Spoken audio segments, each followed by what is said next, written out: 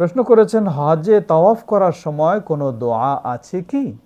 হজে তাওয়াফ করার সময় কোনো দোয়া আছে কি? জবাব, তাওয়াফ আল্লাহ রাসূল সাল্লাল্লাহু আলাইহি ওয়াসাল্লাম করেছেন।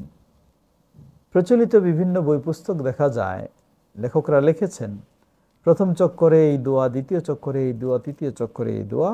এই বইগুলি নিয়ে তাওয়াফকারীরা সেখানে একটা বিব্রতকর অবস্থায় পড়ে যান, টেনশনে থাকেন।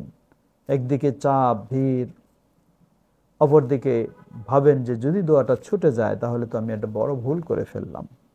এগুলি কখনোই উচিত নয় মানুষকে এইভাবে কঠিন করে দেওয়া।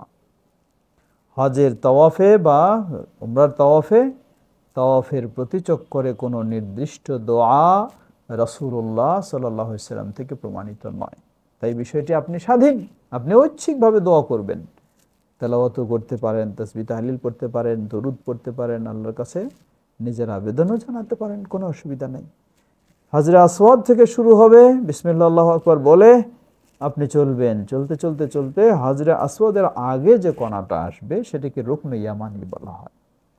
রুকনে ইয়ামানিতেও যদি স্পর্শ করতে পারেন ভালো, না হলে কোনো সেখানে ইশারা নেই। এই রুকনে ইয়ামানি থেকে আবার হাজরে আসওয়াদে যে আসবেন, এই জায়গাটুকুতে শুধু একটি দোয়া রয়েছে প্রমাণিত, যা সবাই আমরা জানি। আল্লাহ রাসূল সাল্লাল্লাহু আলাইহি ওয়াসাল্লাম ওই জায়গায় রব্বানা আতিনা ফিদ দুনিয়া হাসানাতাও ওয়া ফিল আখিরাতি হাসানাতাও ওয়া কিনা আযাবান নার, এটা পাঠ করতেন।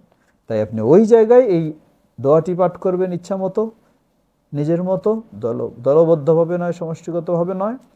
আর বাকি অংশটুকুতে আপনার ইচ্ছা মতো দোয়া করবেন। এটি হলো তাওয়াফের দোয়া। এই মর্মে আমাদের বই পুস্তকেও আমরা বিস্তারিত উল্লেখ করেছি। ওয়াল্লাহু তাআলা আ'লাম।